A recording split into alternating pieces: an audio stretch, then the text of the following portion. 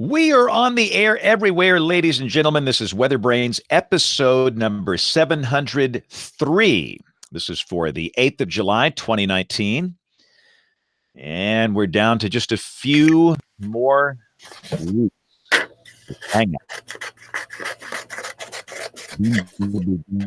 Bill, you okay? You making a poster there? I got to introduce some guy tonight on the show. So I had to write out his boy. biography.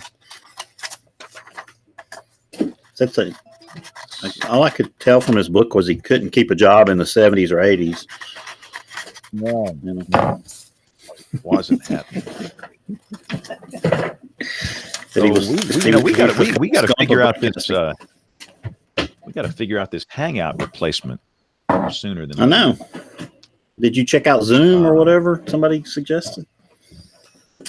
No, I need to. I need to research that. I need to just sit down and look at that and Google Hangout over the air replacements, and we'll figure something out. Let me know what I can do. Put my scissors away. Yeah, I don't want to not be on television. I like being on television. Yeah, no, we'll make it work. And again, I've really got a fairly nice that software package I use called Wirecast is very robust. I want me some Wirecast. I don't know why, but sounds impressive. Makes for the nice thing about that on Sunday mornings, I guess, huh? Yeah, you can go live on Facebook, and it really looks good, or YouTube, or Periscope, or Instagram, or whatever. But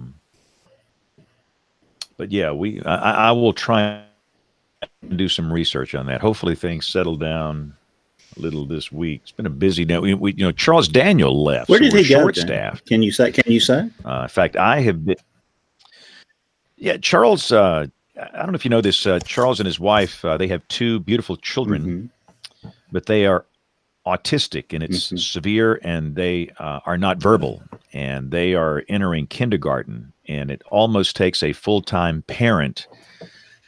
And Charles has decided, which is a remarkable thing, to kind of give up his career for now and be a full-time dad. Good for him. So accordingly, we are short-staffed. I've been here since 3 a.m. today. I have worked a double shift, so I'll be in crazy. Rare form. Yeah, the morning shift is just nuts. It's a challenge. I mean, you're on like every few minutes, but the problem is they don't give you any time. You're on for like a minute, and that's the only time you get.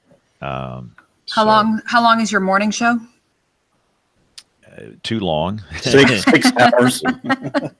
Yeah, it's 3 hours. Jeez. So, and we have a potential tropical, development here in the backyard, and trying to explain that and the possibilities in like a minute, while still doing, here's your day part forecast and your 7-day forecast, all the things you have to do. It's just like, man, give me some time. Give me a minute here, please.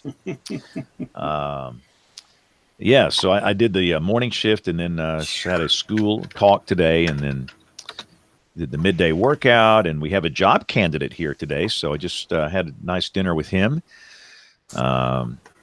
because we are actively trying to fill this position right now, and had a family come in, the kids interested in weather. It's been a busy day, but a good day. Very good day. So I think about JB every time I see this show going on here, oh yeah. I mean, JB's commentary on The Bachelor or Bachelorette, whatever this thing is just too good. I mean, I really miss that. It's always Monday night. She lives in Tuscaloosa. This one that's on this show, Hannah. So we don't have to worry about getting guests on here, I guess, huh? No, unless you want me to invite you.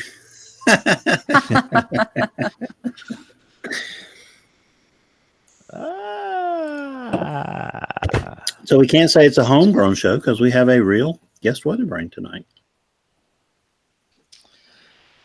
Oh boy. You been watching the Home Run Derby, James?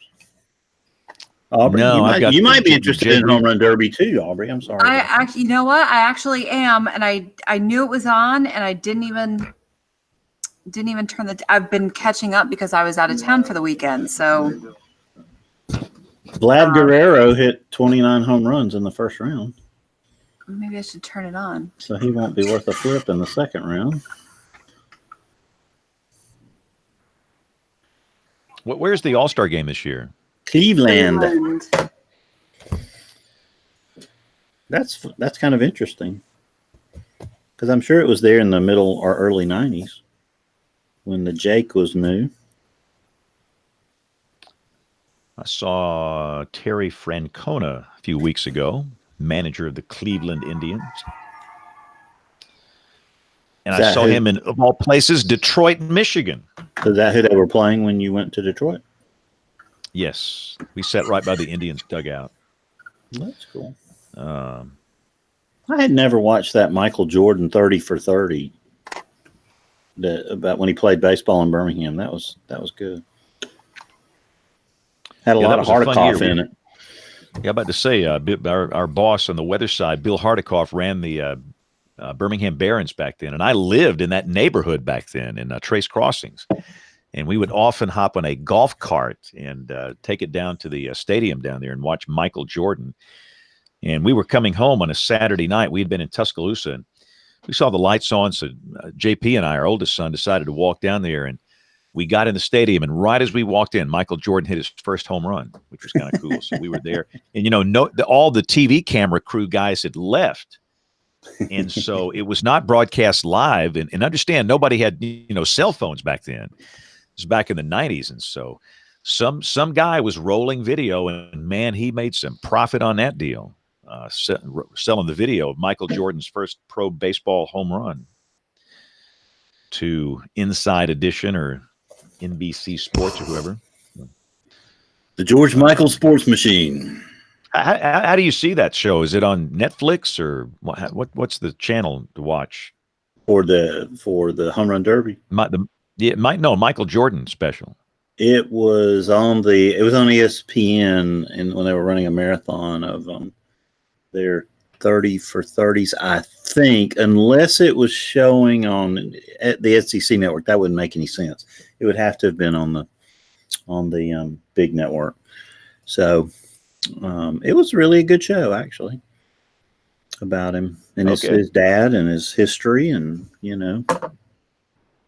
why he wanted to play baseball, and his time in Birmingham, and the famous Thrasher Brothers bus that he got for the team because he didn't want to ride in a regular bus. The Jordan Cruiser. And playing basketball in the neighborhood with all the kids, that's kind of cool. And shooting pool in the local pool halls at night after the games. Kind of like you and Ken Snow used to do, James.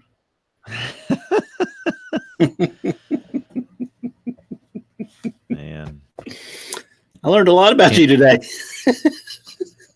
Yeah. I thought I knew it all. It's really a good, really a fun book to read. I really enjoyed it. He took me out to some wild place one night, and we walked out, and it was daylight, and thinking this is not working. I'm never going out with this guy again. Ken passed away a few years ago. It's kind of sad. A lot of the people I've worked with are not with us anymore. All the guys I work with at Channel 12 on that weekend news team, they've all passed away. Norman Lumpkin, Matt Carmack. I guess I'm getting old. Not so we're trying to figure out this tropical system here. This is the interesting challenge. Going to Wichita Falls. So, what do you think about the westward shift? What's your thoughts on that? That's exactly what it's going to do. Right idea. I think it's going to head to. I was trying to get it up here so I could get 4 to 6 inches of rain Saturday and Sunday, but no way. Well, DC got that in about 2 hours this morning. I saw they had some storms. It stopped all the Amtrak's for a while. Crazy weather. There was a tornado warning in Nebraska earlier or late this afternoon or earlier today. And it was going right for one of the rail cams I like to watch. Ooh. I was interested to see, because looking to the east, I think we would have had a good view of it, but it weakened before it got there. So, yeah, this could be a Hurricane Alicia type thing again, sort of. Was that 83, James? Alicia? The Houston area? Somebody Google it real quick. It was clearly in the 80s. I should know that. I don't have my weather history. I want to say I was in Dallas. August 1983. Yeah. 83. Okay. I was in Birmingham. All right. So we're 12 seconds out. We'll welcome our TV people, and then we'll record this sucker.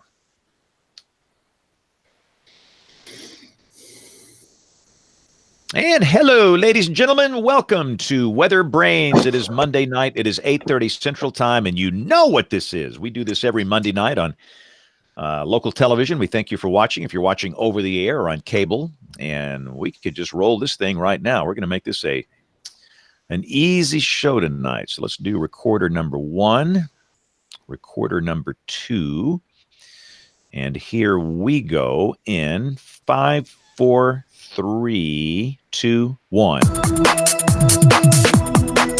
It's WeatherBrains episode number 703. This is the weekly show that's all about weather. Thank you for joining us. We are on July 8th here, 2019. Summertime. And that typically means a lot of our folks are away on vaccination or other things. Kevin Selly just popped in here. Kevin, it's always an honor to see you, sir. He's getting his headphones all stretched out there. But Aubrey Urbanowitz, it's even better to see you. Aubrey, how are you? What's happening up there? I'm great. How are you guys? Good. We finally had some rain. Everyone's been begging for rain, so we finally had some rain. Awesome. What's happening at channel number 3? What's the big story in the TV station? Any good gossip you want to share? I don't. There's always gossip in TV stations. There is. I might have some news, but I think it's going to be a few more weeks before I may have some big news. But yeah, I'm actually. We'll fly right past that. We'll see when I'm allowed to share. Let me just test it to be sure it's working. We interrupt this program. Yep, it's working. So all right, we'll give it my audio. A few more weeks. I was gone for the weekend, so I'm kind of just getting back into the swing of things. Spent some time with family. Saw some of your photos on Instagram. You guys look like you were having a fun time. Oh, the Urbanowitz family never disappoints. We always have a fun time. Show title. There we go. That is the show title for this week. So is anybody here work for a Next Star station? Nope. No, but I can't watch any of my Next Star programs. So. I do. So, Kevin, you are off DirecTV. When do you come back? I don't know. We've actually been instructed not to speak of it. Ooh. Which week I have to tell the stories, of course. So it gets interesting. Yeah. I'll probably just be quiet. No, look, this happens to everybody. I mean, we've been through this with All Britain. I guess we'll all go through it at some point. I think what's interesting. Different. Oh, this is different. Yeah. I'm not going to say why, but it is different. Come on, man. Nobody's watching here, just us girls. I'm not really in the mood to get fired, so. Wow. Yeah. No, they've been pretty, Yeah. Kevin's looking over his shoulder to see if the bosses are walking in here. Yeah. No, I'm not gonna comment. So we have a Next Star station in this. Yeah. In this market, and you know, if they're not on at football season, there's going to be a riot down here because they have the CBS Southeastern Conference football package. Oh yeah, and there will be pitchforks involved. Yeah, pitchforks and torches in the parking lot of the Next Star station here. And again, I do not have any joy for my friends that work there because there's nothing they can do about it. I mean, it's way over their head. And again, I say. We've all been down this road. I sure have, and it's never pleasant But, most of the television stations derive most of their revenue from these carriage fees now, from cable and DirecTV and Dish, not necessarily advertising. And my fear is that when these things start to go away, we're in a heap of trouble here. It's a bad sign. I predicted this, by the way. Okay. Of course you Did did. we write all your predictions down, Nostradamus? Because Wouldn't that have been something? Somebody who's Jeremy Bowers, go back and listen to all the shows and write down my predictions. And we need it by someone is going to do this. We need it by next week. The gospel according to Kevin. Right. You will. You need to get a little red book and write down all of his predictions. That's right. You all will. If somebody did that, you all would turn around and vote me king. And then they will all be saying the seventh sign is in the seventh house. And oh my gosh. And then you'll come to me and you'll say, okay, Kevin, tell us, please, what's next? And I'll say, to hell with you. You didn't listen to me then. I'm not going to tell you now. So there you go. We deserve that, I guess. That's right. So, Bill, you want to introduce our guest? Yeah, tonight's guest, WeatherBrain, has a new autobiography out. It's called Weathering Life. He is a nationally respected television meteorologist from Birmingham, Alabama. He has been the AMS and NWA Broadcaster of the Year. Just last fall, he was named the Flash Weather Person of the Year. He hosts some obscure podcast called WeatherBrains. James Spann, welcome to the show. It's an honor to be here, Bill. Thank you for inviting me. Now, you know what? Here's one that I missed. Because we've known about this book for a while. It's been a couple of years. But all of this time, we've missed the opportunity on the show to go, book title. I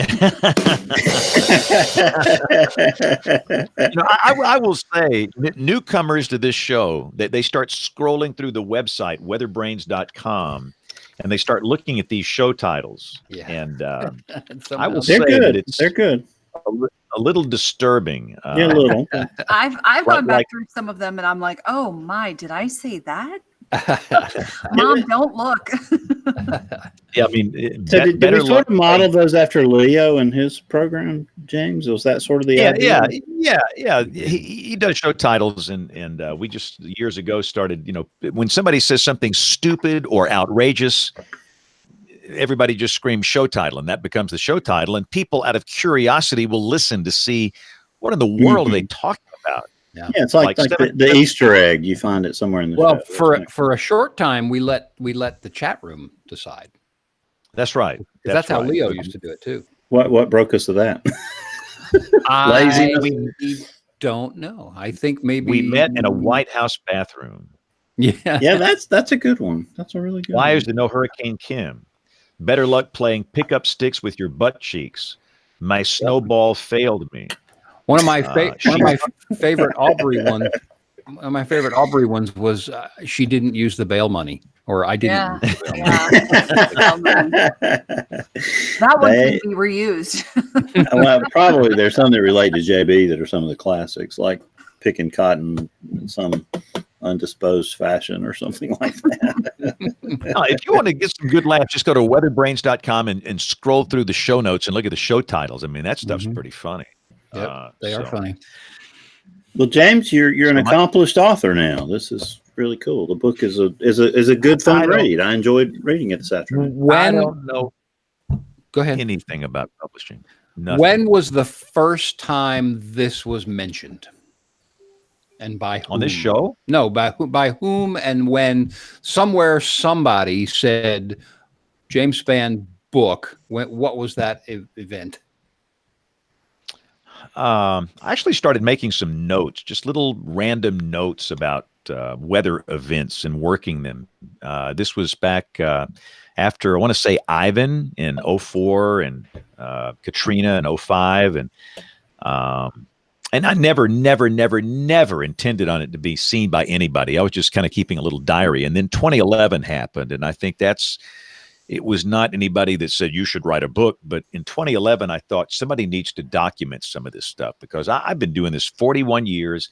I've worked through some historic events, and it would be so interesting if we could go back and look at some of the notes that people had in the 1930s and 40s and 50s during some of these big weather events. So I just wanted to capture some of the inside baseball notes on the weather events. And after April 27, 2011, I thought, maybe I just need to try and combine all this into some type of readable book. And there were some encouragers that came along and said, you should write a book. Oddly, one of the ones that always told me that was Taylor Hicks, the American Idol guy. For those that don't know, Taylor's a weather weenie. And he just loves weather, and he listens to the show, and we talk a good bit, and he just keeps saying, you ought to write a book. You ought to write a book. And so I just, after 2011, I said, I'll try.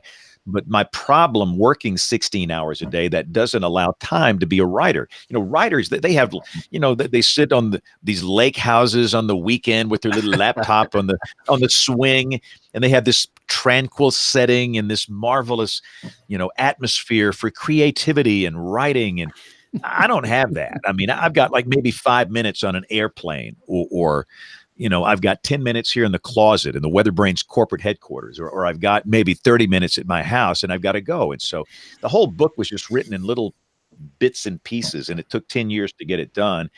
And I probably didn't finish everything I wanted to finish, but I said, all right, I'm done with it. I've written enough. So did the publisher approach you, James, or did you seek out a publisher, or how did you get it done? Yeah. Dr. Bill Nauer with Crest Publishing came to me, and he also encouraged me to write a book. And he said, look, I'll make it easy for you. I'll take care of all the logistics, and you don't need to understand anything about publishing. I know that you do weather and you don't do books. I do books. And so we talked maybe 5 or 6 years ago. And so I've kind of had a deal with Crest for that length of time. And I told him, I said, look, I might not finish this book. I might drop dead, one day in this little closet at the TV station after working 16 hours, and I'm not done. But he said, that's okay. So he was very patient, and he's done all the work. And it premiered about 10 days ago. We did a book signing at the local professional baseball team here in Birmingham, and that was a great night. We met all kind of people. A lot of them listened to this show for what reason, I don't know. But Yeah. it was just great. And everybody had a story to tell about one of the events in the book. Typically. Yeah. I was here when this happened, and I want to read your take on it and what it was like working inside that weather office. And so for a lot of these people, these events are very personal that I've been through, and everybody's got a story to tell. And I think that's the interesting thing. People love to tell stories about weather events that they have lived through, they have experienced. And that it's that, and it's not only about weather, it's also about life. And I also wanted to just document some things about my life. Most people know my story. I am a child from a small South Alabama town. I am from deep rural South Alabama, a place called Greenville. And most people have never heard of Greenville, Alabama. Have you guys ever seen Forrest Gump? Yep. Greenbow. I'm convinced that Winston Groom, the guy that wrote that book, patterned Green Bow after Greenville. It is so simple. So I'm really from Greenbow, Alabama, and I loved it. I can't tell you how much I loved being a child in Greenville in the 1960s. And I was born in 1956. Allegedly, I was born in Huntsville. I don't know if I believe that or not. That's what it says on my birth certificate, Huntsville, Alabama. But my first memories of life are from Greenville. And, in the 1960s, growing up as a child, we had no iPhones, iPads, iPods, Xboxes, PlayStations, video games. We played in the woods all day. That's a foreign concept to most people. But in the summer, we would go down to my grandmother's house south of Greenville, and she lived in a little company town, and we would just play all day in those woods. And so much of my, I don't know, just a lot of the things I learned as a kid was out there in those woods, and things to do and things not to do. I'll tell you one thing you never do is pee on an electric fence, guys. I don't know if you've ever tried that, Kevin. Book title.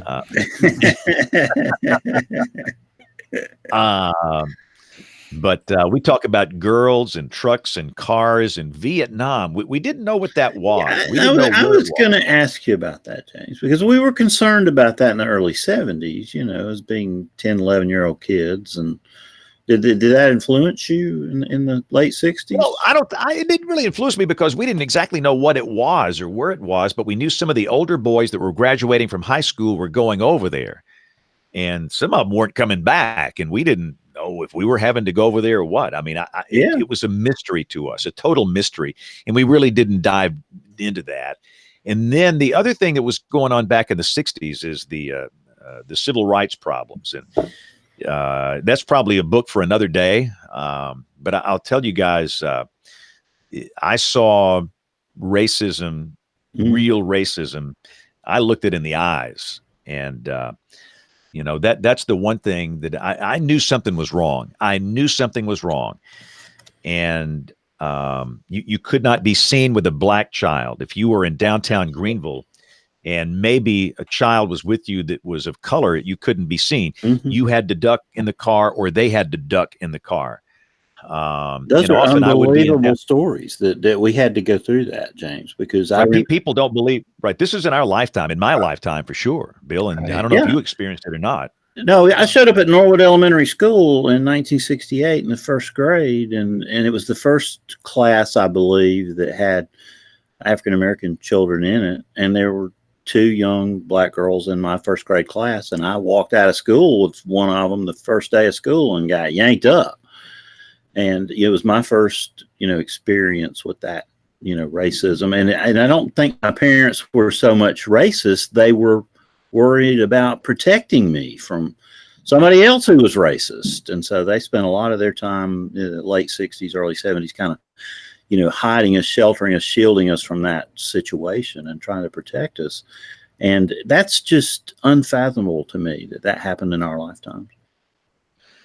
Yeah, there was a movie. I'm trying to think of the name of the movie. Was it called The Help?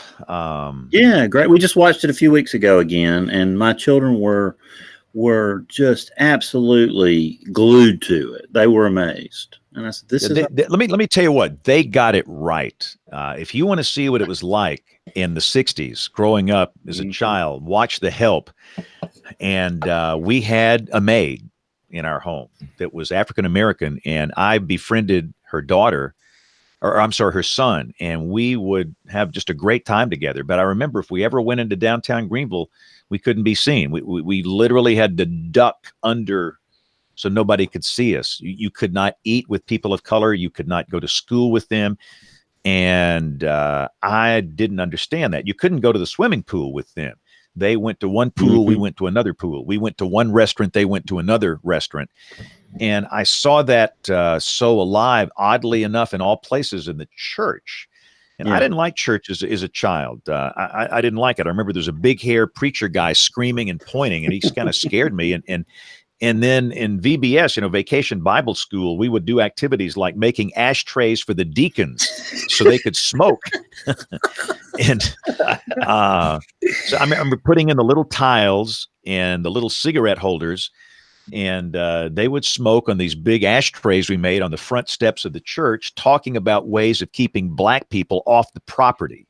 Wow. Now, what's wrong with these people? And I remember they wore these black suits and little skinny black ties, and they scared me. They had these black glasses with these black rims, and they were just horrifying people. And I knew for sure they didn't like black people, and I sure felt they didn't like white kids either. And so I hated church as a child, and I regret that experience. And I will say, I'm going to clear this up. I spoke at a weather conference at the University of South Alabama about maybe 4 years ago. CCAPS, Bill, you've heard of that event down at USA in Mobile. Absolutely. And I was coming back through Greenville. It was about 9 o'clock on Sunday morning, and just something told me to get off the interstate and go into town and go by that church. And I did. First Baptist Church of Greenville. And I think I needed that. It was healing. It was a marvelous experience. I was welcomed. A lot of the older people knew me, and I was Jim, by the way, when I was in Greenville. Jim, come on in, man. And there were people of color in the church. It was a diverse group. It was so opposite of what I recall as a child back in the 60s. So I think I needed that for some healing. So, and I will say too, my best friend from the Cub Scouts is the mayor of Greenville now. And his name is Dexter McClendon. So, by the way, if anybody's ever driving down Interstate 65, you get a speeding ticket in Greenville, call me. You got no problem. But anyway, I've done some things for Mayor McClendon, for Dexter. And one of the things I did, I spoke at the Chamber of Commerce banquet that they have. You know, smaller towns have banquets every year. And I was just shocked at the diversity. There were so many Koreans in the room. They have attracted major manufacturers with Hyundai. With their main plant is up the road in Montgomery. And it was just really good. I mean, Greenville has come so far. And I think their race relations, as best I can tell, they're really good, better than most places. I speak in the schools every year. But anyway, so that's my background, is rural South Alabama. And I cherish those days. My memories are rich and clear and thick and warm. And sometimes you just want to go back and experience that one more time. And I know I can't. But long story short, when I was in second grade, and I think that's a very tender age. In fact, I'll say this. I don't know if you guys spend much time in schools. I do, because I do these science programs. I think second grade is now the last grade of innocence. You sit in the lunchroom with some third grade boys. They'll be talking about some stuff you won't believe. But I was in second grade, and one night my father just stopped it out. He left. He never said goodbye. Have a nice life. See you later. My father never told me that he loved me. And to this day, I don't know if he did. I'd like to think that maybe he did. I don't know, because he never communicated that with me. A lot of older men say, well, that's just the way it is in my generation. Well, if that's the way it is, shame on your generation. Boys need to be told by their fathers that they're loved. And I never got that. And he just left. And not only did he leave in the middle of the night, he never came back, and he never paid 1 red cent of child support. So, and I have no siblings. So my little family of 3, and listen, we lived in what I thought was a mansion. Now, it's funny, I go back to Greenville today, it doesn't look that big. It was a small house, but to me, it was a mansion. It was so good. And he never paid a dime. And my mom was the secretary of the local high school, probably making maybe $500 a year. And you can't raise a child on that, even in 1965. And so life got really hard, and I became the man of the house at the age of 7. And I shared this secret in the book. This is a secret. I don't say this to many people, but I'll say it here. This is the truth. I am not good at anything I do. And I mean that. I am not good at anything I do. I'm not good at doing the weather on television. I'm not good at being on this show. I'm not good at the things where I volunteer. I'm the chairman of the board of a big hospital. I'm not that good. I do children's ministry in a church. I'm not that good. But let me tell you something. All those things are just number one, you know. I will work harder than anybody else to accomplish a goal. Now, is that good or bad? I don't know. I think it's good. It's a work ethic that came about as a result of the circumstances in my life. And if that didn't happen, I don't think I wouldn't have any success, because I'm just not naturally gifted or talented. So the work ethic has really paid off for me. Mm-hmm. And, you know, at 7, I was cutting grass, and I was caddying at the Greenville Country Club is not too far from Forest Drive, where we used to live. I'd go up there and caddy. I was like 7 years old. And, you know, I was bringing in money at a young age, and I always had to do that. And so, you know, that's and I see so many people struggling today. And look, everybody on this show, we don't talk about it, but we have struggles. And maybe we're not struggling now, but maybe we did last week or last year, or if not, we'll be doing it in a year or so. We don't talk about it, but I see so many people with struggles, and they think it's all insurmountable and there's no way out and they can't win. This is a dead end situation. There's no hope.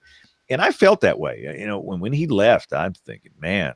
Mm-hmm. And I think the hardest part, Bill, my mama would dress me up and get me ready to go. He would promise to come by and pick me up and take me somewhere, you know, soda fountain or wherever. And she'd sit me by this little window so I could see him pull up. And first time, after 30 minutes, no evidence. He never showed up. Another week, never showed up. Maybe 3 or 4 times, never showed up. looking out that window was a very painful experience of hoping to see a dad that would never come again. And, writing about this stuff, it brought back some really painful memories. It's like a knife slicing through your soul. Unless this has happened to you, you don't understand it.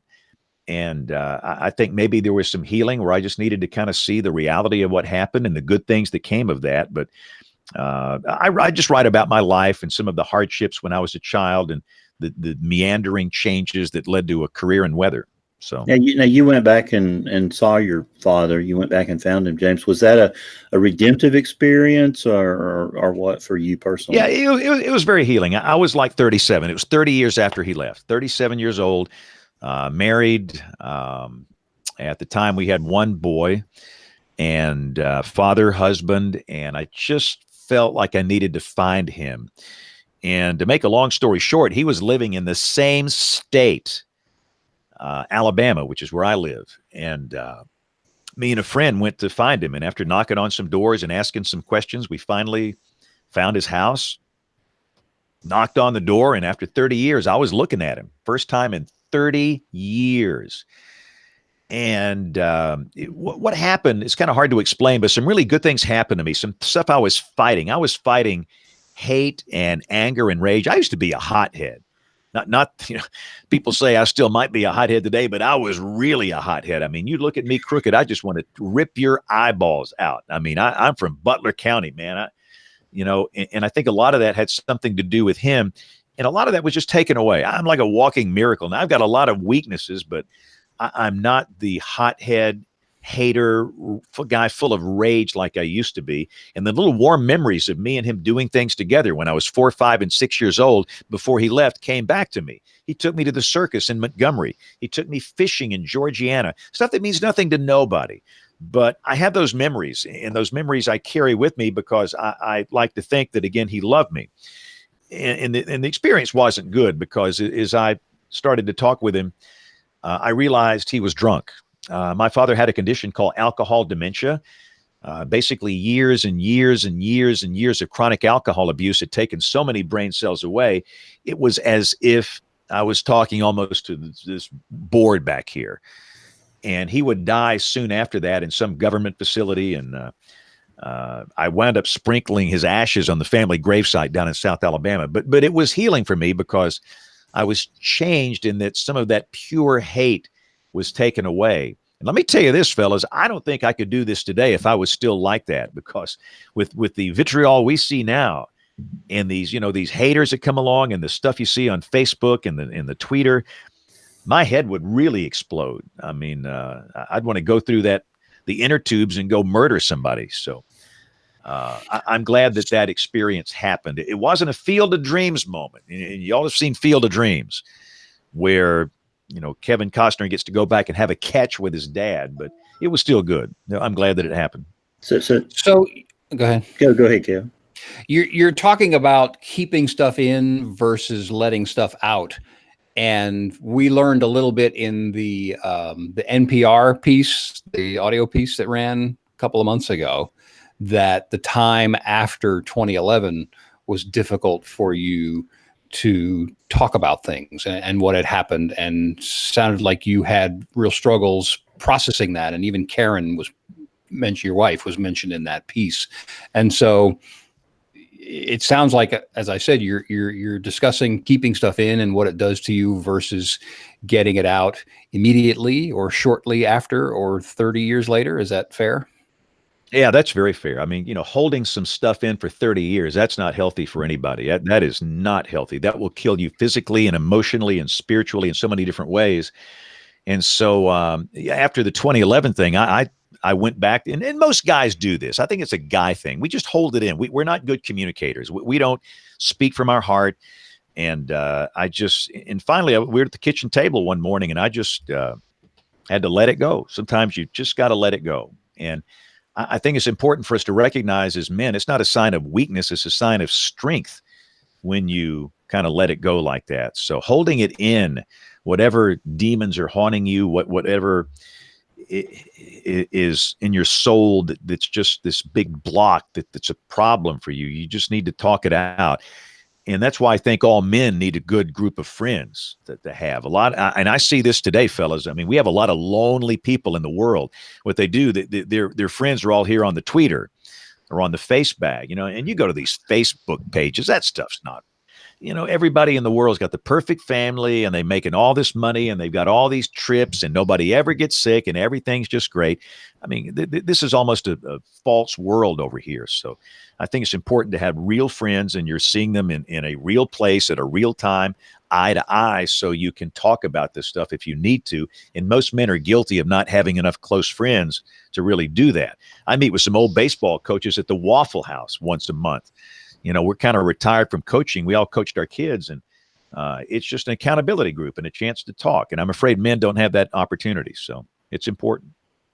That's interesting on the social media stuff too, because that's part of, I don't want to call it research, but as you know from this program, I pay a fair amount of attention to this and the effects that it's having, and that is being, we talk about the research that Kim's doing and whatnot, and societal impact and weather and communication, and there's a lot of that same type of impact research being done on social media stuff and the effects, and you're exactly right. On the other side of it, and this is one of the reasons that I really got worn down on that recently. It's in the last year or two. I don't remember the exact time that I noticed it, but one of the things that happened for us, James goaded us all into social media before there were pages. And so it became part of our personal profiles, right? And so you open those up and then people come in. And I noticed here, after being here for a while, there was some tweak to the algorithm.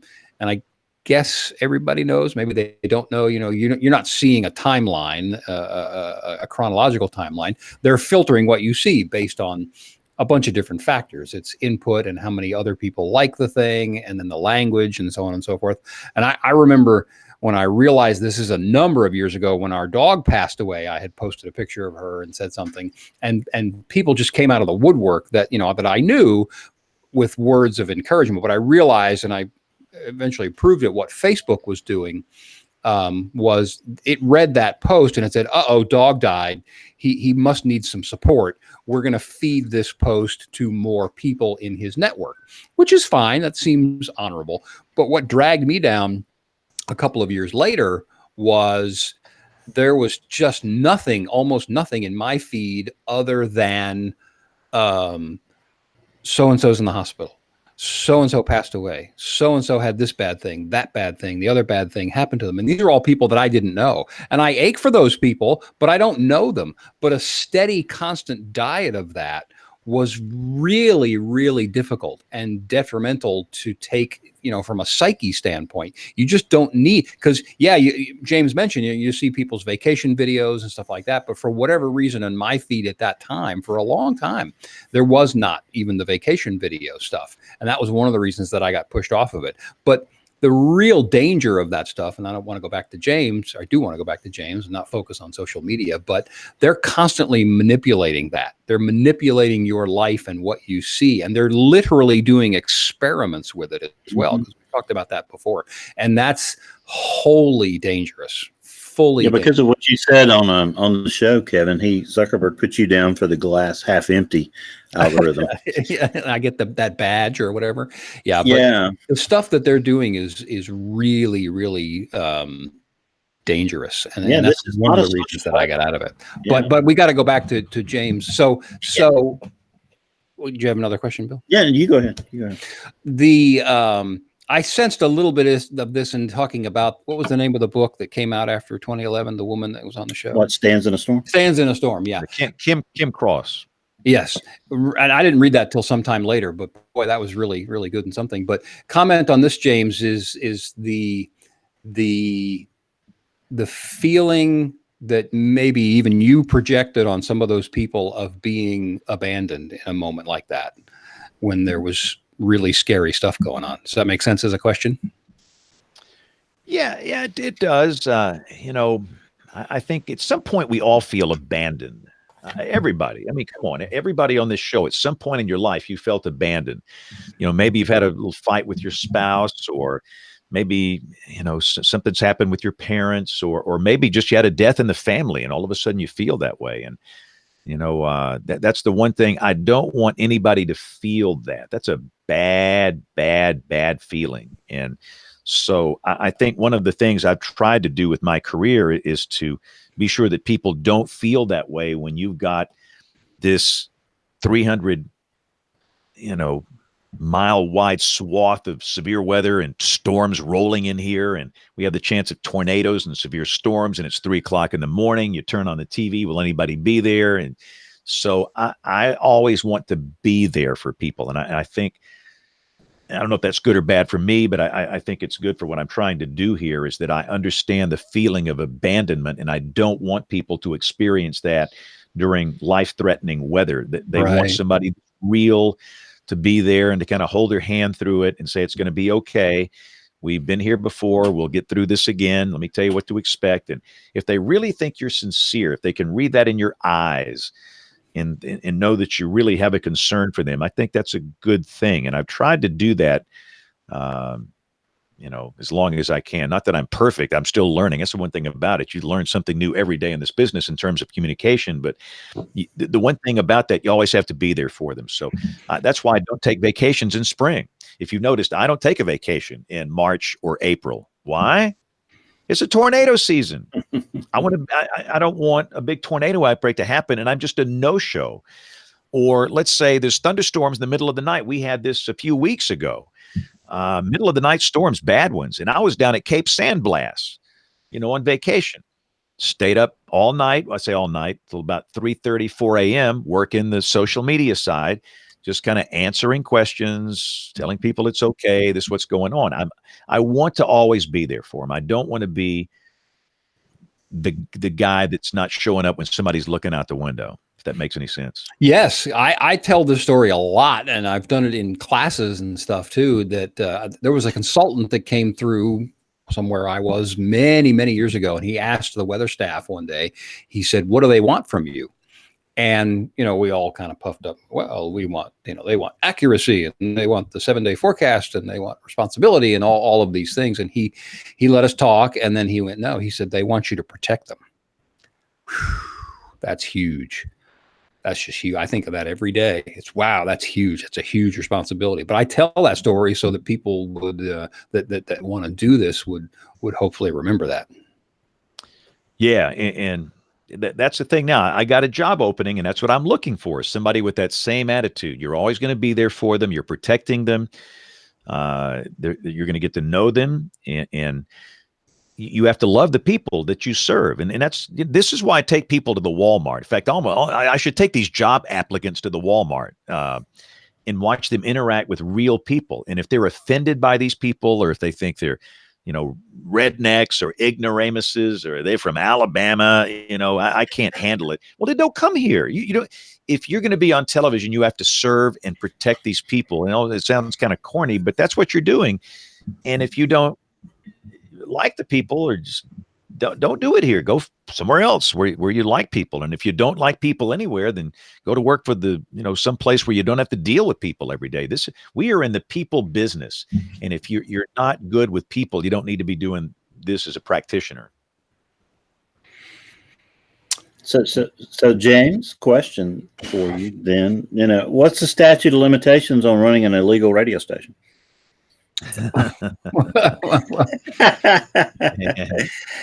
You were running a radio station when you were in high school, right? That you told your principal was okay to do, and so totally against the law. You talk about it in the book. But James, does that point to a different time? Today, you probably would end up under a jail somewhere. And it seems like our era was a more forgiving time for young people. We could experiment, try things, do different things, make mistakes, and still live to tell about it. Would you agree or disagree? I mean, no, I agree. I mean, looking back on what I was doing, that was a pretty niche-y kind of thing. I took a ham radio transmitter, a Night Kit DX 150, and which was designed to run on 160 meters. That's the ham band. modified the VFO, the variable frequency oscillator, so that it would operate on the AM broadcast band. And I got it down to 1510 kilohertz. And at night, I would tune it to the signal WLAC in Nashville, which we could pick up here. So I could be sure it's on the right frequency. So the next day for the school day, it was going to be good. And some nights we cranked that sucker up, man. We'd run 100, 200 watts. That's totally illegal. And the principal, I don't think the principal ever knew Mr. Killo. He was great. He supported us, and I don't think he ever knew, bless his heart. But everybody that was involved in that little student radio station, we had careers that had something to do with communications. So, but you're right, Bill. I mean, goodness. If somebody would have found, I guarantee you, if Mr. Killo, the principal, would have found out, he'd say, hey, just cool it, guys. Don't do that again. Just leave it at 5 watts where it's supposed to be, and just don't do that again. He kind of looked the other way. He would forgive us knowing we were, 16-year-old boneheads that were immature and couldn't make good decisions. And I'm thankful for the second chances like that we had, because what happened, I was at a high school and built that, and I didn't build it myself. A group of people built it, and the school got a call from a local radio station asking if there's any kid that wants to work bad hours for minimum wage, and they gave them my name because, number one, they knew I needed the job and the money because of our situation, and number two, that I'd built that radio station up there and was involved in it, and they thought that'd be a good candidate. And I went out there, and without even applying for a job or something, they hired me on the spot, and the next day I was working at this little radio station in Tuscaloosa, Alabama, where I'd worked for 5 years. And that was a life-changing experience. And I don't think I'd have that without that little radio station at the high school. So, it's funny, all these things weave together, and you don't think much of it when it happens, but all these things had to fall in place at the right time for this career to happen. And then, goodness gracious, the 70s, the weather in the 70s, Bill and Kevin. It was different. It was different. Kevin doesn't remember because he's too young. Bill does. I spent every night petrified in 1971, 2, 3, and 4, probably through 5. It seems like we had a different 3 days, and I was petrified of them all. And you mentioned a lot of them in the book, James. Those are good stories. Yeah, it was just such a decade of intense, extreme weather. And I got into ham radio, and that's another thing that really was a life changer for me. When I was 14 years old, I passed the novice class license, and there was a man that was willing to step in. And I look back on all of these men that stepped in to fill the gap for a fatherless child. That they would give me the ham radio exam. They would help me by loaning some equipment to me. They would be an encourager. And through the hobby and all of those events, I'd be at the net control at the civil defense, or I'd be out in the field acting as a spotter. Man, the flame just burned brighter and brighter and brighter and brighter with every event. May 27th, 1973. Bill, you were close to that one up in the Center Point tornado in the northeast part of Birmingham. For me, that night was Brent, which was southwest of Birmingham. This was an EF4 that killed 5 people. We got down there right after it happened. That was the first time I've ever experienced the scent of death, the first time I ever experienced the darkness and the chaos that ensued right after a major tornado. And then the next year we had the super outbreak, April 3rd, 1974. I encourage everybody to go back and listen to the episode. I don't know the number, Bill. We kind of recreated the super outbreak of 74. We had, I think, Alan Pearson, wasn't he on the show that night? We went back and read a lot of the warnings that JB and Jay Shelley wrote that night. It was an apocryphal night. There's no question about it. It was just madness. It was insane. I couldn't believe it was happening. And they sent me first off to a town called Jasper with my ham radio gear to set up to establish communication back to the relief agencies in Birmingham. And they set me up in the emergency room of that little hospital. And I lost my innocence that night. It was a situation where I saw things I don't think a 17-year-old should see. It just happens, and I saw it. I had night terrors for years, and I've never talked about it publicly or privately and won't. But I think I had to experience that night to set the stage for what I've done for all these years. Smithfield in 1977, Tuscaloosa 1975, went on and on and on. So the combination of being in Tuscaloosa, the extreme weather, ham radio, commercial radio, where I got to, I read some tornado warnings on the air and had to do some commercial radio with that. It just kind of laid the foundation for all of this. And then the little TV station called in 1978 after working at that place for 5 years. Want to do some weather, among other things. And Channel 33 in Tuscaloosa. And so that started this career in the summer of 1978. So this is 41 years. And it's been a great, great ride. I look back on it with just absolute wonder. It's like my whole life, it's been the wonder years. Well, you were, when you got, a year later, you get to Birmingham, WAPI, and when Wendell Harris comes calling, and you get that job, and you're replacing two legends. Well, you're replacing one legend, and Royer's replacing the other legend, and and Rosemary and Pat Gray, who were the weather girls, I guess, for all those years. That was an experiment, and that was a different time. I can remember clearly when you came to air, James. It was that was a changing of the guard in Alabama weather. Yeah, this was in the late 70s. I came to Birmingham in 1979, September of 79, and I was scared to death. And understand, my major at the time was electrical engineering because nobody ever told me, nobody ever told me that meteorology was a viable career option. They told me so.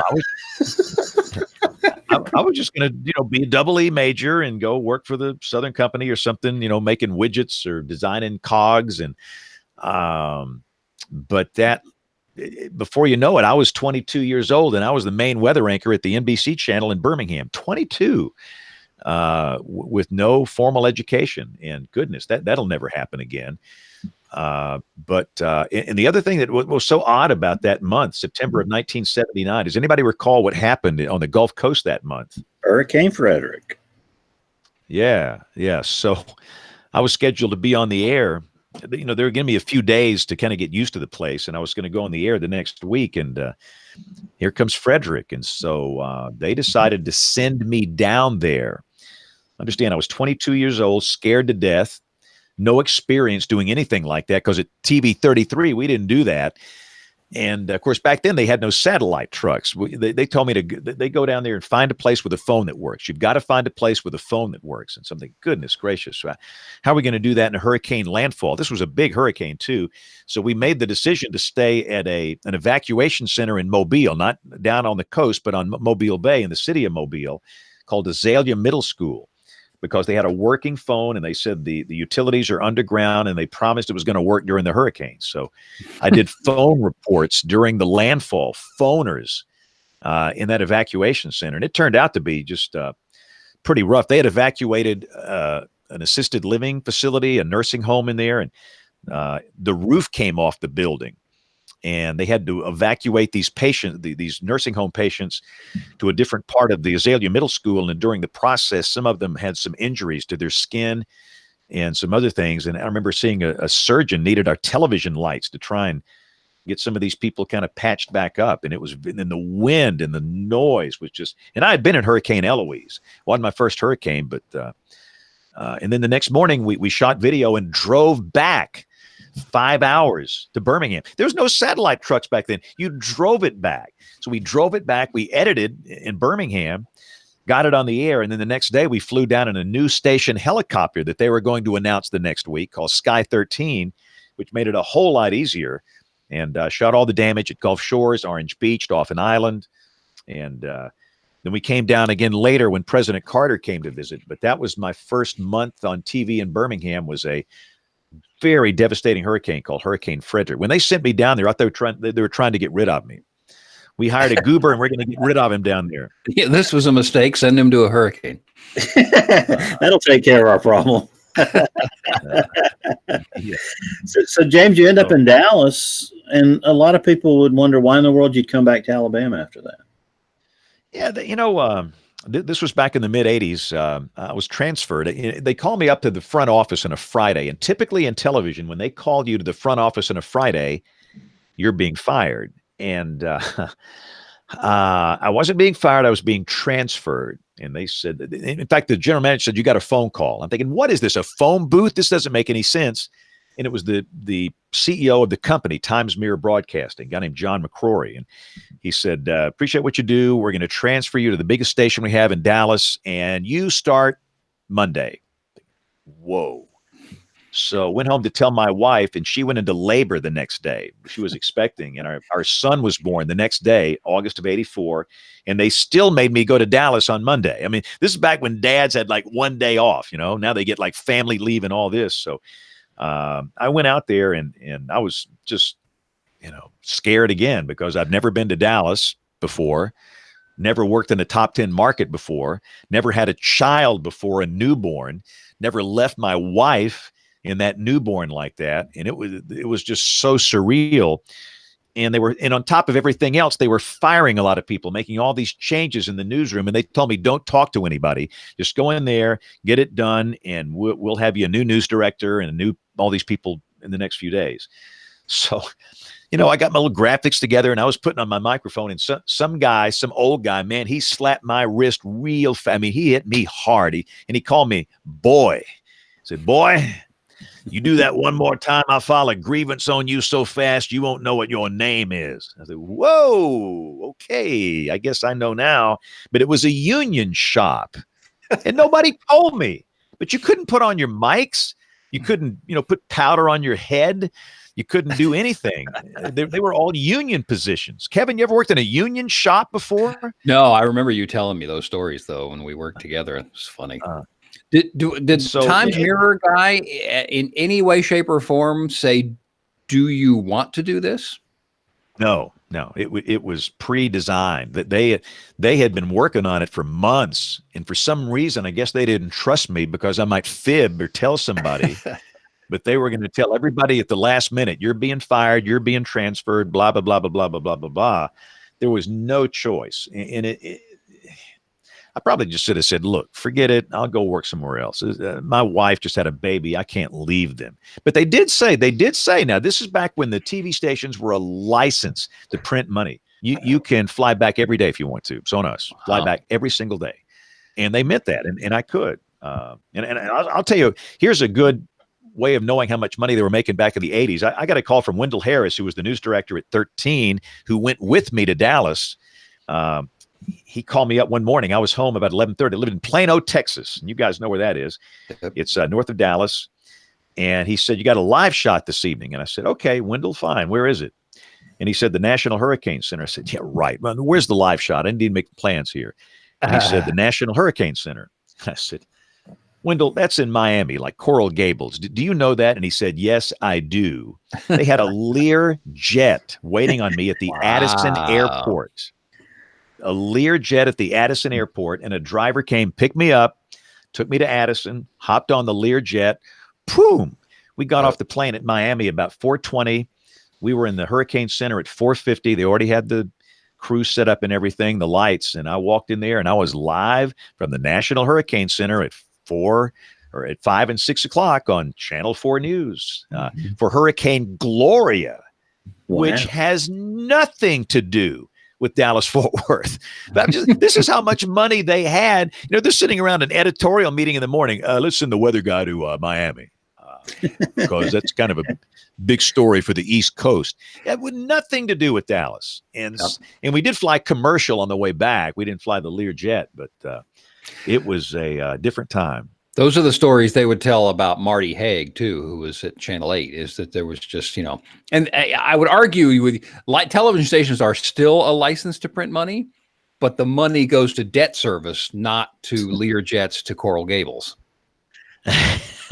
Yeah, and the money comes not just from advertising, but from carriage fees too. True. Yes. No, there is, and it has been split. But they still make a lot of money. It's just that it doesn't flow in the same direction that it used to. Right, to service the debt. You're exactly right. Right. But in answer to your question, Bill, my wife, and listen, I am so thankful for the friends I made in Dallas and the weather enterprise, not necessarily television. And listen, it was the weather enterprise people like Skip Ely and Dave Martin and Al Moeller. the guys that worked in Fort Worth, they were just tremendous operational meteorologists that taught me so much. And I learned so much during my time there. It was just tremendous. And I'm so thankful for that. But my wife and I just felt like we needed to come home. Sometimes you just feel the need that you need to come home. Our families were in Alabama, and my life was in Alabama, and that was a very tough move. And we lived in a really nice house in Plano. They gave us a very kind offer to stay, a generous offer, but we just decided to go home. So a lot of people don't know this. I was out of television for a few years. In fact, I told this job candidate tonight,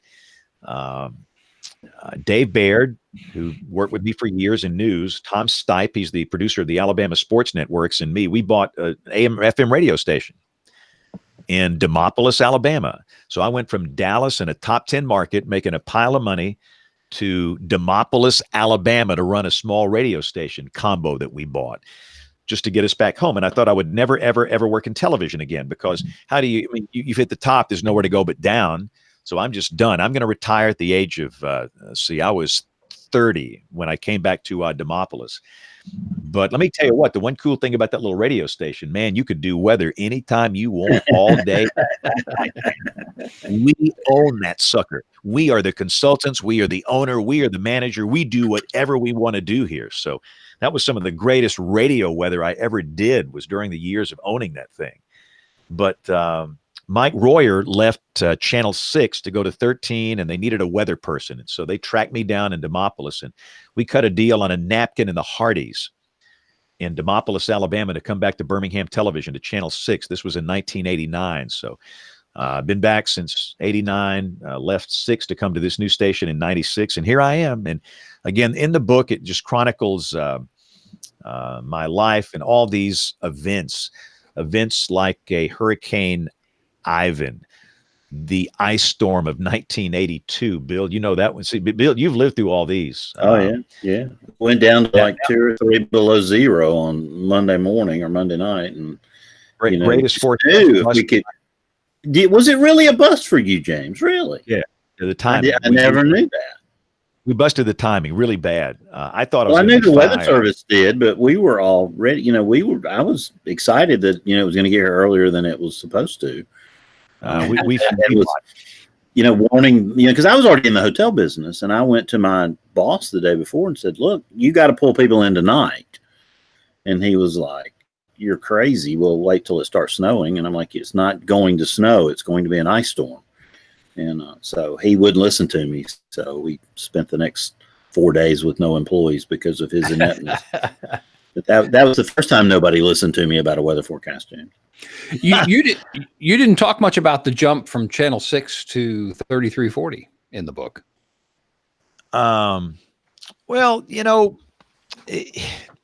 This was a time where all around the country, stations were changing hands, affiliations were swapping. This was a big year, 1996. And, Channel 6 was just a powerhouse blowtorch, that they could run color bars and get 80 shares. And this family, the Albritton family of Washington, D.C., they got the ABC affiliate because Channel 6 was going Fox. They were being purchased by News Corp, I think, back then. And they decided to do a talent raid, and they talked to me, and they said, how'd you like to come to work for us? And they gave me the freedom to be me, I think, for the first time ever. They said, you can go live for tornado coverage anytime you want. You have my word. And I'm thinking, okay, this really sounds appealing to me. And I didn't really like the direction the program was going in on the other channel, and everything just seemed right. So, and that was a hard divorce. Because I had so many friends, and I'd worked there for a long time. Kevin and I were together. For those that don't know, Kevin was there for 2 years? 2 or 3, yeah. Kevin, that's back when Kevin was Kevin Collins. And we worked we worked the blizzard of 93 together. I mean, come on, man. Yeah. I mean, that's a classic. I know. My hat made the book. I don't think you mentioned me, but you mentioned the hat, right? There you go. That's all that matters. Yeah. I just thought it was right, and there was a lot of legal wrangling, and it was just hard. But I know it was the right decision. And at first, a lot of people mocked us and me for doing this, wall to wall tornado coverage. It seemed so outrageous at the time. And again, I left in '96, and we had an EF5 tornado in Birmingham in 1998, April 8th of '98, killed 34 people. Horrible night. But that night, we were the only station wall to wall. Everybody else was doing what I've had to do for years. You go on, you go back to programming. This was in prime time. You can't be cutting off prime time. So we were live the whole time. And the response was so positive, and people were so thankful for that night. And that the little station grew up, the little UHF combo, ABC 3340. It became something special that night. And then that's when everybody else jumped in to do the same thing, which is fine. I'm glad everybody else does. But it was just the perfect match for me.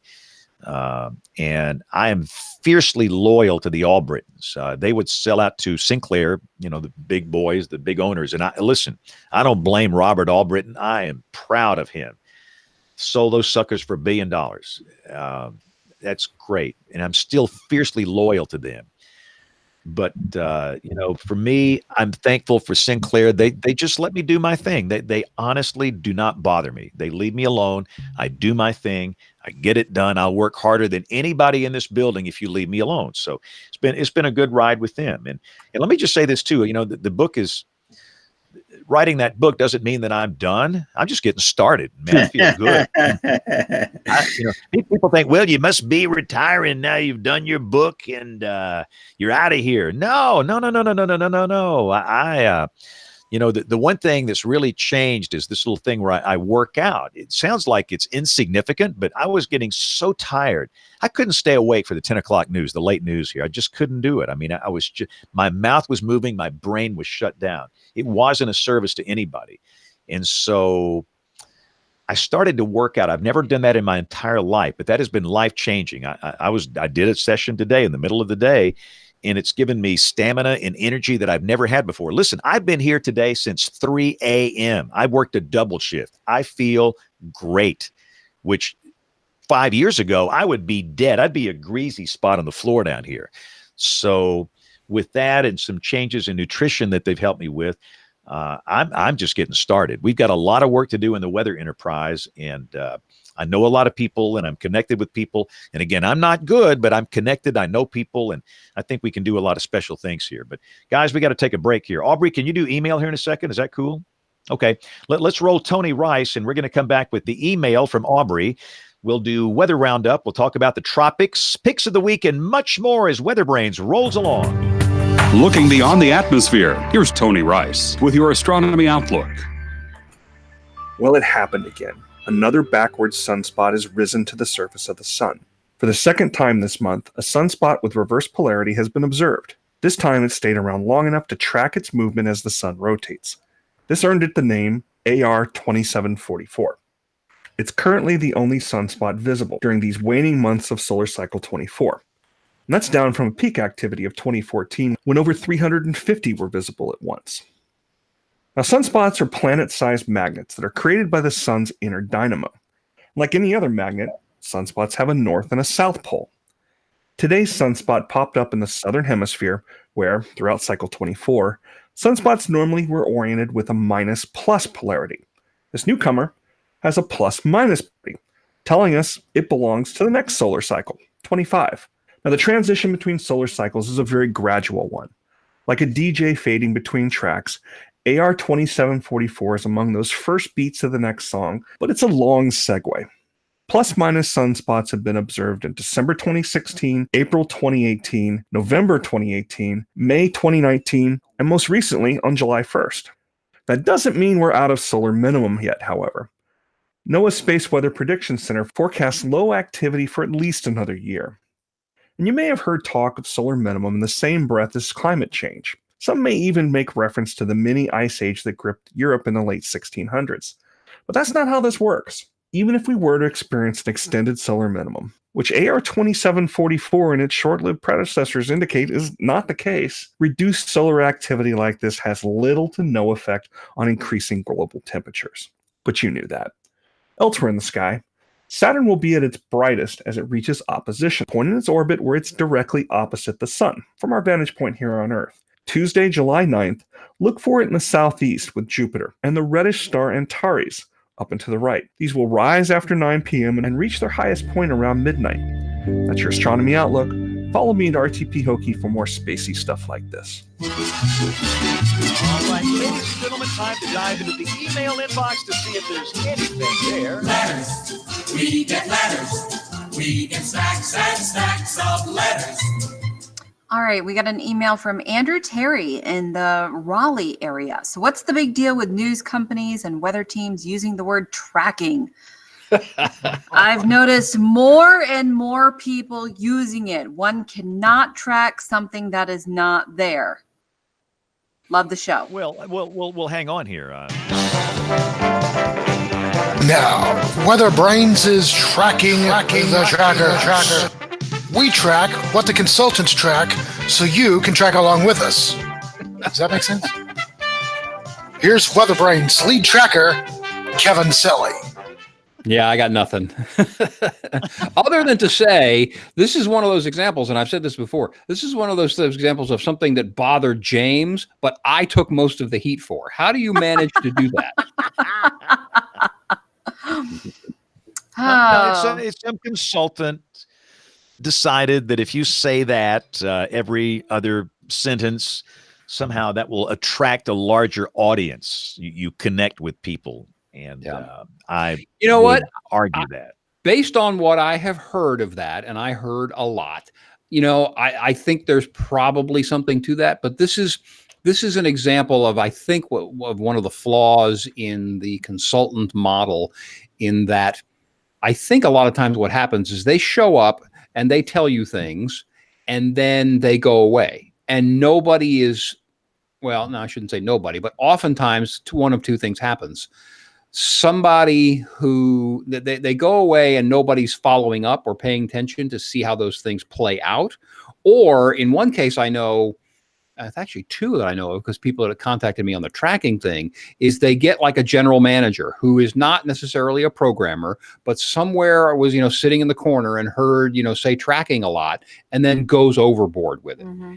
And that's what I think happened in a lot of cases, is that nobody was really, number one, paying attention during that conversation, or misinterpreted it and then not paying attention afterwards. And I think that's been a big, big problem and flaw, is the follow-up after you say one of those things. I don't know if anybody wants to fight me on that. Yeah. No. So there's that. Okay. Well, the show title is Tracking, by the way. Show title is Tracking.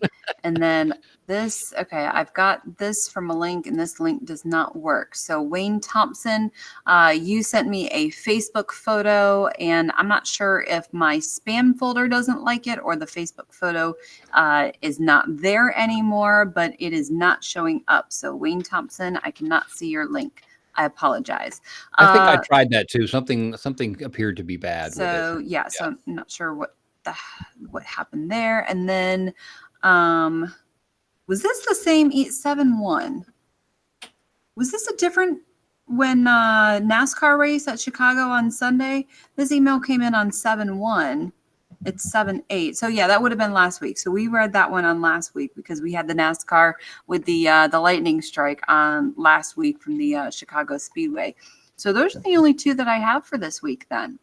So, all right. So email at weatherbrains.com. Send us your guest suggestions, what you like about the show, maybe a fun article, something cool that you've seen, and maybe some interesting tidbits for Kevin. We always love to see those.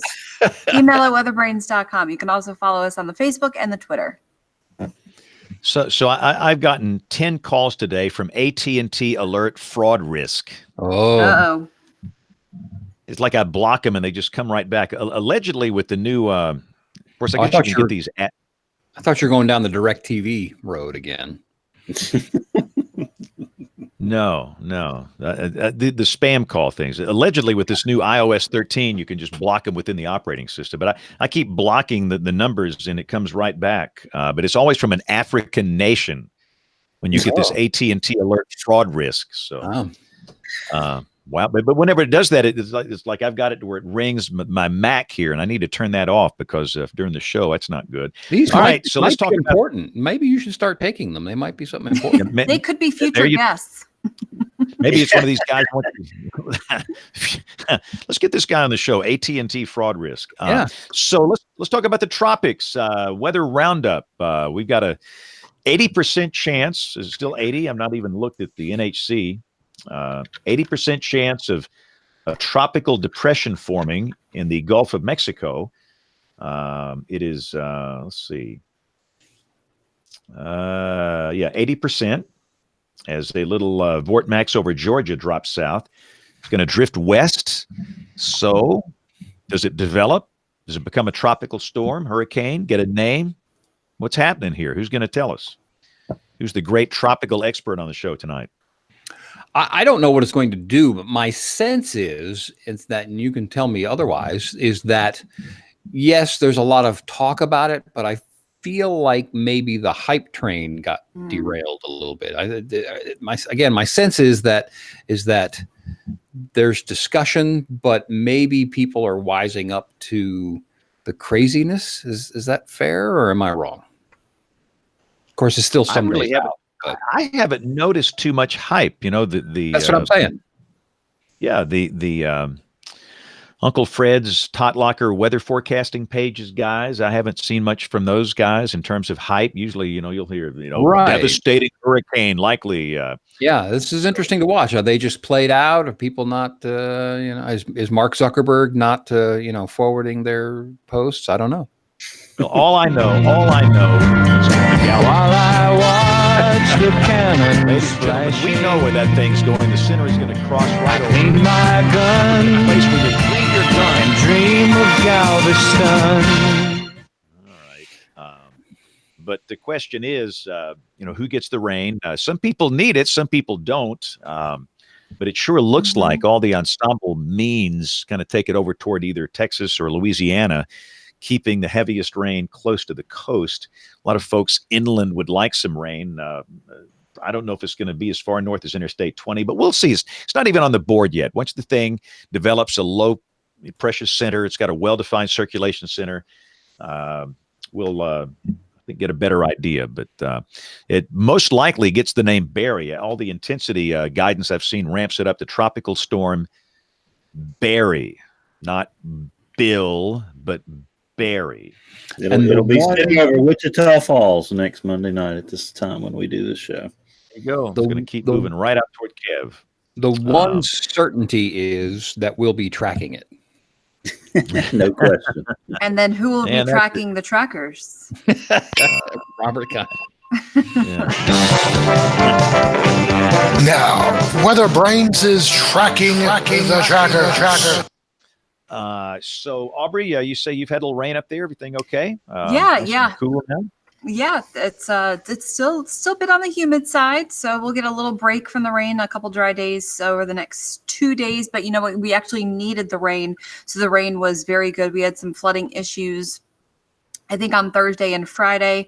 I wasn't here, but I kind of took a little gander at some social media. We had a few flooding issues in some typical spots with some heavy rain, but most of it was actually much needed. We had dried out quite a bit, and we'll have a couple dry days ahead. I guess we should mention the flash flood emergency nearby in Washington, D.C. this morning. That was pretty bad. That was big. Reagan hit 3.3 inches in 1 hour, setting a new daily record at, I believe, 3.44. That broke the 1958 record, and a lot of the rivers rose more than 8 to 10 feet in an hour. A lot of this was fast. It was fast. It was Monday morning after a holiday weekend. And so far, from what I have seen, I don't think we've had any deaths. I have not seen anything, which is somewhat short of a miracle. I believe. And I think that's just an awesome testament to the warning system, the emergency managers, the emergency officials, the rescue efforts, and getting that messaging out. And most people, not everyone, but many people paying attention, and probably a little luck in there as well. Yeah, no kidding. That's a Monday morning flash flood emergency after a holiday weekend. That's just not good. That's not how you want to start a week. So, Kev, how hot is it in Wichita Falls? Yeah, it's not too bad because it's so damn humid. A week and a half, 2 weeks ago, our dew point hit 80, which is pretty nasty for here. I think the previous time it had gotten that high to 80, 81 was back in the mid 90s, if I recall. But there's so much moisture, any of these little things, we get the little popcorn showers, and boy, they unload pretty quickly. Had a couple minor Jacksboro and Lawton on either side of our market.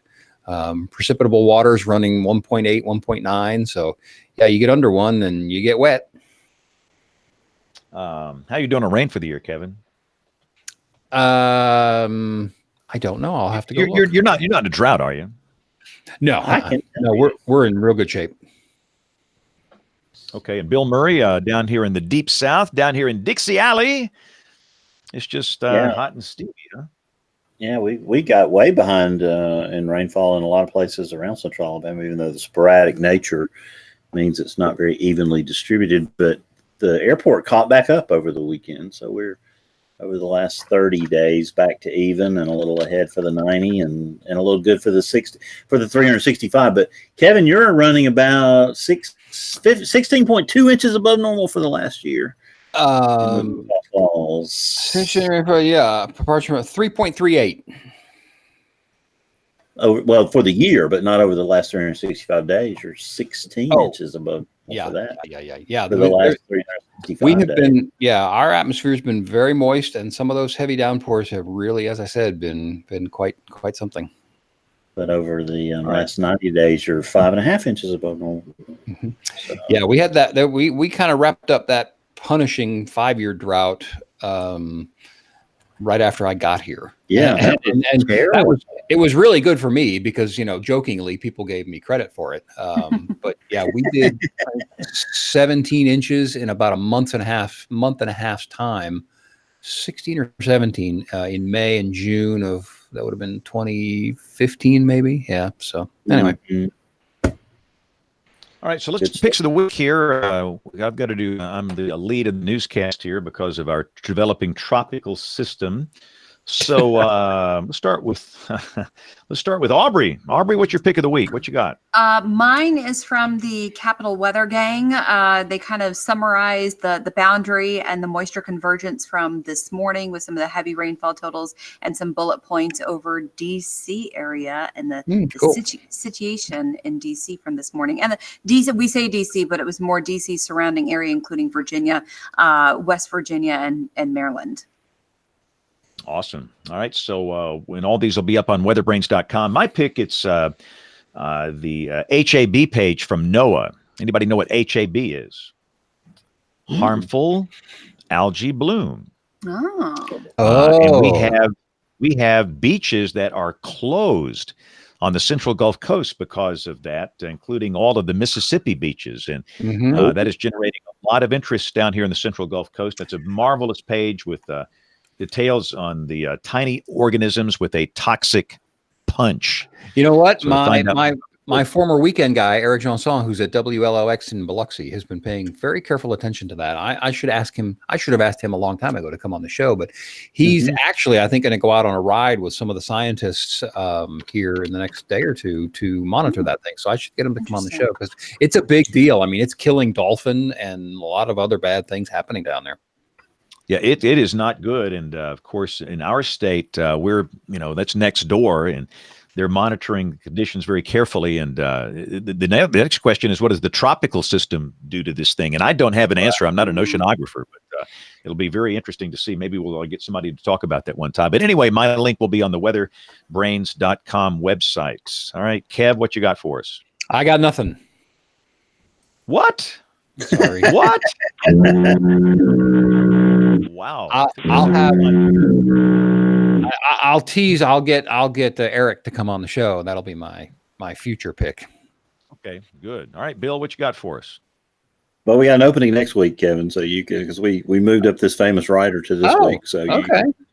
I'll ask him for next week. That'll be Yeah. perfect. And I'll take the Foghorn for my pick, James. And then Oh my. then I'll pitch the July 22nd show because we're going to talk about translating meteorology into the Navajo language with Victoria Allen from the National Weather Service in Flagstaff. That's going to be a lot of fun. And so I'm looking forward to that show. Are we really open next week? We are. I've invited someone, but I haven't heard back yet. So well, because invite away. An Oklahoma State trooper approached me at a thing I was at some months ago, and we talked about him coming on the show, and then it kind of drifted away. But he wants to talk about chasers and how they're gumming up the road, causing some problems. Good, yeah. So maybe I'll make it happen. That'll be great. All right. Yeah, let's do. That would be awesome. All right, WeatherBrains is typically on Monday nights, 9:30 Eastern, 8:30 Central. Many people watch us over at live.bigbrainsmedia.com. But we know that most of you listen, and if you have a comment, a question, a concern, our email address, it is email@weatherbrains.com. Our social media accounts are on the website as well as all the show notes. So on behalf of the entire WeatherBrains crew, I'm James Spann. Thanks for listening. Have a marvelous week, and God bless. Oh, put my pick in as the James Spann book. Exactly. Yeah, we forgot to do that, James. How do they get your book? Spanbook.com. Spanbook.com. So there you go. Thanks, guys. You can download it right into your Kindle. It works perfectly. Thanks for the plug. Y'all Thanks, are very kind. guys. We'll see y'all next week. Thanks, everybody.